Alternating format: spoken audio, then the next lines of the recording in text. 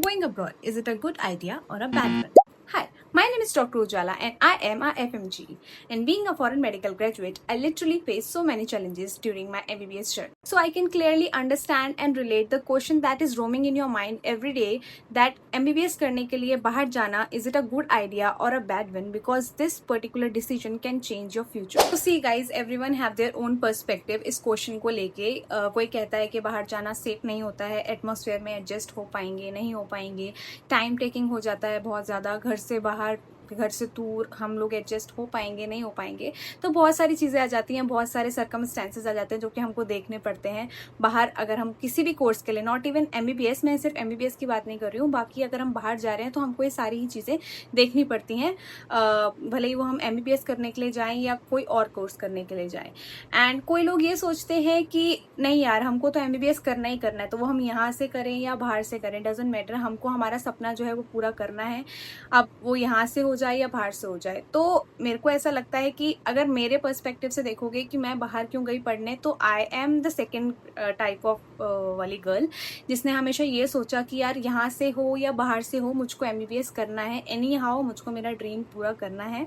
तो मैं उस चीज़ पे अपने मतलब एक होता है ना कि हाँ मेरा दिमाग वहाँ अटक गया था, तो येस मैंने अपनी वो चीज़ पूरी करी. And being a foreign medical graduate मुझे इस चीज़ का रिग्रेट नहीं होता, बिकॉज एट द एंड जो मैंने अचीव किया है दैट इज़ मतलब उसने सारी चीज़ों को एकदम ऐसा दबा देती हैं. जब आपके पास डिग्री आती है एक MBBS डॉक्टर की, जब आप डिग्री लेते हो तो वो एक बहुत बड़ी चीज़ होती है. So the next question is कि इंडिया में तो जो हमारा ड्यूरेशन है MBBS का वो 4.5 साल का है, 4.5 ईयर का है. तो बाहर भी इतने का ही ड्यूरेशन होता है या फिर इससे ज़्यादा टाइम लगता है, कम टाइम लगता है? सो सी गाइज, अगर आप इंडिया से बाहर MBBS करना जा रहे हैं तो MBBS करने से पहले आपको बहुत सारी चीज़ें जो हैं वो चेकआउट करनी होती हैं MCI NMC गाइडलाइन के अकॉर्डिंग. तो अभी जो NMC गाइडलाइन कहती है वो उनके अकॉर्डिंग जो है, जो उनका नोटिस है उसके अकॉर्डिंग जो है वो हमको 6 ईयर की बाहर से MBBS करके आनी चाहिए. बहुत सारी यूनिवर्सिटीज़ पहले 5 साल की MBBS करवाती थी, बट राइट नाउ जो अभी नोटिस है उसके अकॉर्डिंग हमको 6 ईयर का कोर्स करना है if we are going outside India MBBS करने के लिए. नाउ थर्ड क्वेश्चन इज कि बाहर MBBS करने के लिए क्या हमको नीट देना ज़रूरी है या नहीं. सो सी गाइड्स, जैसे कि मैंने पहले बोला कि पहले की गाइडलाइंस कुछ और कहती थी NMC की और अभी कुछ और है, और वही हमको फॉलो करना है अगर हम अभी बाहर जा रहे हैं. क्योंकि पहले की गाइडलाइंस के अकॉर्डिंग बहुत सारे बच्चे बाहर की प्राइवेट यूनिवर्सिटीज़ में एडमिशन ले लिया है जो नीट क्वालिफाई नहीं है, बट इंडिया अब उसको वैलिड नहीं मानता है. So even if you are going outside the India you have to qualify NEET over here, और तब जाके आप कहीं बाहर एडमिशन ले सकते हैं. तो प्लीज़ ये गलती मत करिएगा कि अगर आप नीट क्वालिफाई नहीं कर पा रहे हैं अपना और उसके बाद आप सोच रहे हैं कि बाहर MBBS करने चले जाते हैं, it will be a safer option for you guys, कि वहाँ से आप 6 ईयर का कोर्स करके आएंगे और उसके बाद यहाँ पे आके ईजिली आप एक MBBS डिग्री को होल्ड कर रहे हैं और यहाँ पे आके आपको लाइसेंस मिल जाएगा. तो ऐसा नहीं है, आपको आगे आके लाइसेंस लेने में दिक्कत आएगी और आप FMG का एग्ज़ाम भी नहीं दे सकते हो उसके मतलब रिगार्ड में. और अभी बहुत सारी गाइडलाइंस चेंज भी हो रही हैं, FMG को हटा के नेक्स्ट आने की बात हो रही है. सो बहुत सारी चीज़ें हमको देखनी पड़ेगी अगर आप बाहर जा रहे हो. तो बी प्रिपेयर, अपने माइंड को उस चीज़ के लिए प्रिपेयर रखिए कि हाँ अगर आप बाहर से पढ़ के आ रहे हो तो चीज़ें आपको ईजिली नहीं मिलेंगी. So yes, the third question का आंसर कि बाहर के लिए नीट देना ज़रूरी है या नहीं. सो बहुत ज़्यादा क्लियर है ये चीज़ कि हाँ आपको नीट क्वालिफाई तो करना ही पड़ेगा. Now the fourth confusion is कि अगर हम बाहर जा रहे हैं पढ़ने के लिए तो हम ज़रूरी है हमको उनकी लैंग्वेज सीखनी पड़ेगी क्या, उनकी लैंग्वेज में ही पूरा कोर्स होगा, उनकी लैंग्वेज में ही हमको एग्ज़ाम देना पड़ेगा. सी गाइज, ऐसा नहीं होता है. बट बाहर जब आप जाते हो तो बहुत सारे ऐसे फ्रॉड चीज़ें हो जाती हैं आपके साथ कि आपको पता नहीं होता है कि आपको इंग्लिश में ही कोर्स करना है. और कोई यूनिवर्सिटीज़, कोई एजेंट्स आपको ऐसे फंसा लेते हैं कि आपको वो उस कोर्सेज में डाल देते हैं जिनमें उन्हीं की ही लैंग्वेज में आपको पढ़ना पड़ता है. सो ये सारी चीज़ें आपको बहुत अच्छे से देखनी है अगर आप बाहर पढ़ने के लिए जा रहे हैं. ठीक है, तो द मेन थिंग इज़ कि आपका जो कोर्स होगा वो पूरा 6 ईयर का इंग्लिश में होगा. ठीक है, फर्स्ट ईयर से लेके 6 ईयर तक पूरा कोर्स आपका इंग्लिश में होता है. ठीक है, उसके बाद आपका एक स्टेट एग्जाम होता है, वो आपका इंग्लिश में होता है और ऑस्की एग्जाम होता है. ठीक है, उसके बाद इफ़ अगर आपको चाहिए कि आपको जो डिग्री वहाँ पे मिली है और आपको उस पर्टिकुलर कंट्री का लाइसेंस लेना है और आपको वहीं पे ही एज अ मेडिकल डॉक्टर अपनी प्रैक्टिस करनी है, तब जाके आप सोच सकते हैं कि वहाँ की लैंग्वेज लर्न करने के लिए, because that is a compulsory thing. और ये बहुत अंडरस्टैंडेबल है कि अगर आप किसी कंट्री में जा रहे हैं और वहाँ की लैंग्वेज दूसरी है और आपको पता नहीं है कि how to communicate with local peoples और नॉर्मल पेशेंट जो आपके पास आ रहे हैं, तो फिर बहुत ज़्यादा दिक्कत हो सकती है, राइट। तो वहाँ पे आपको लैंग्वेज लर्न करनी पड़ेगी वहाँ की, और उसके बाद एक एग्जाम देके you can directly join there as a medical doctor.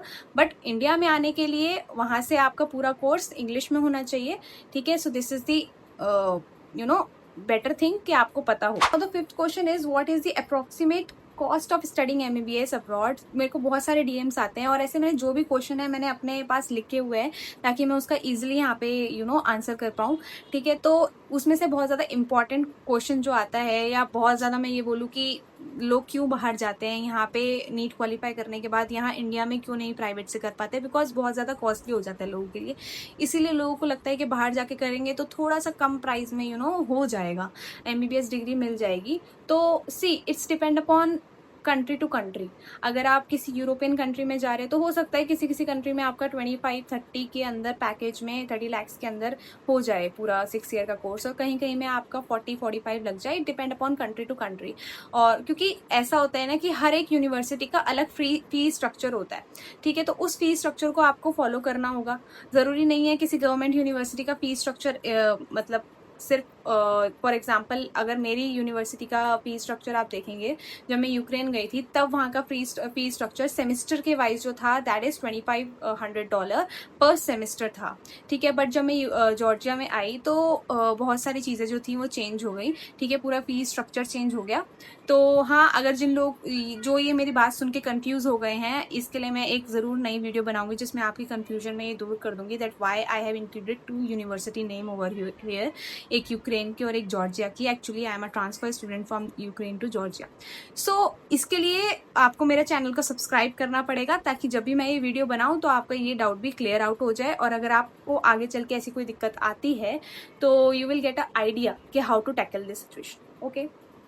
So yes, जो ये 5th क्वेश्चन था कि कितना खर्चा आ जाता है, तो आप ऐसा मान के चलिए कि 25 से 45 तक आपका 6 ईयर का कोर्स का खर्चा तो आएगा ही।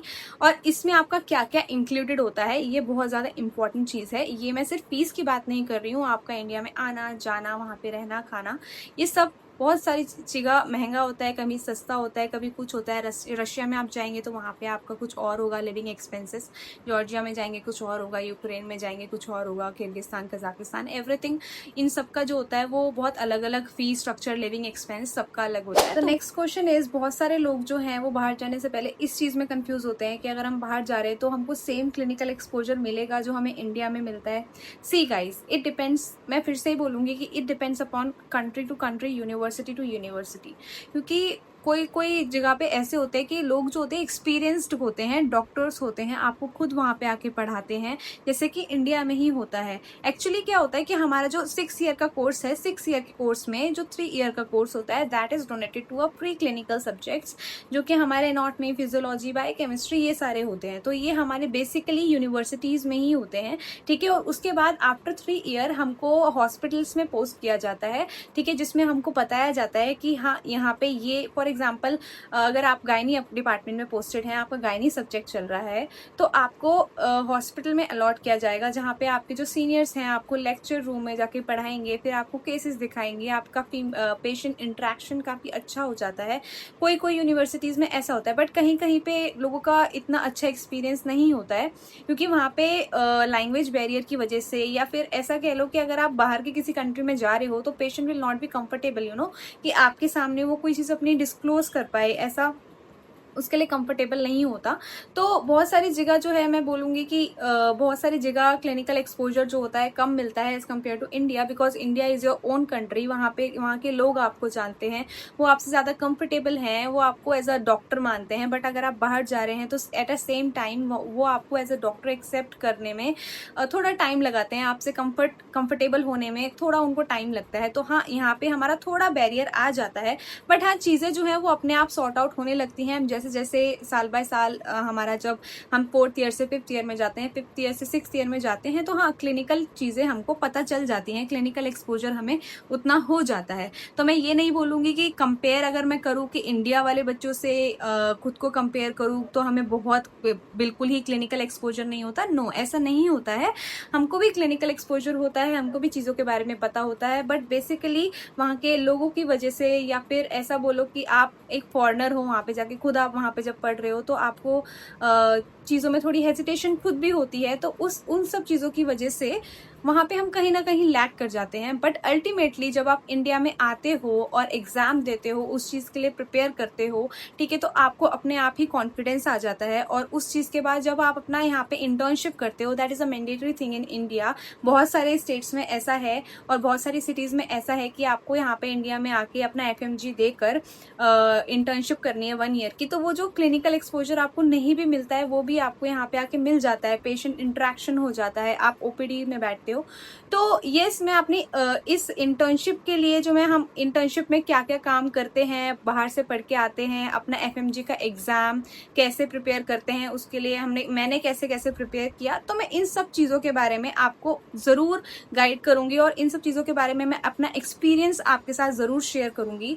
सो yes, please subscribe to my YouTube channel अगर आपने नहीं किया है। और आपको अगर इन्फॉर्मेशन चाहिए कि हाँ आप कैसे FMG के लिए प्रिपेयर कर सकते हैं, अपने एग्ज़ाम के लिए कैसे अच्छी तरीके से कॉन्फिडेंस गेन कर सकते हैं, क्योंकि FMG एक ऐसा एग्ज़ाम है जो पासिंग परसेंटेज बहुत कम है उसका। बट हाँ, इतना डिफ़िकल्ट एग्ज़ाम मैं नहीं बोलूँगी, और अगर आप चाहें तो यू कैन डू इट बहुत easily. So yes, thank you for watching my video and please do share, subscribe and like my video. And अगर आपको कोई भी दिक्कत लगती है मेरे यूट्यूब चैनल में, या आपको लगता है कि मुझे I need to improve this in my video, so please do comment, उसको आप मेरा कमेंट सेक्शन में ज़रूर बताइए। And I will see you in my next video. Till then, bye bye.